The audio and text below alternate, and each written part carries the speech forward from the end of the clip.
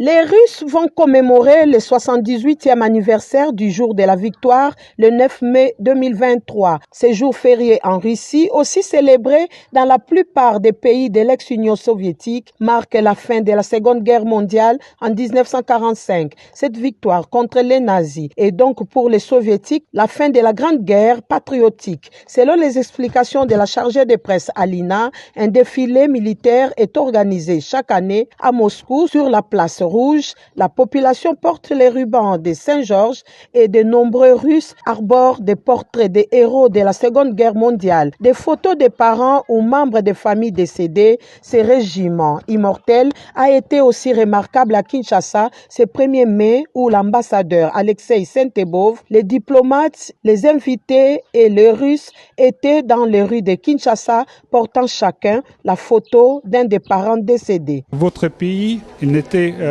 pas à part dans cette guerre, puisque c'était vraiment la guerre mondiale et vos soldats, ils ont aussi participé à la guerre, à la Deuxième Guerre mondiale, dans les troupes des Alliés. Juste après, l'ambassadeur a convié tous à un cocktail organisé dans la salle de l'ambassade de la Fédération de Russie en RDC, occasion pour les diplomates et quelques autorités de la RDC de suivre les messages de l'ambassadeur, aussi la projection de l'exposition organisée depuis Moscou pour que les enfants russes, les petits-enfants et arrière-petits-enfants comprennent les épreuves et les tourments traversés par leurs ancêtres ayant écrasé le nazisme. Signalons par ailleurs dans l'assistance les députés nationaux de la RDC, membres du groupe d'amitié parlementaire RDC-Russie. Ils expriment ici leur satisfaction. L'événement d'aujourd'hui, nous sommes venus célébrer, on a pour l'invitation de son Excellence, Monsieur l'ambassadeur de Russie en RDC,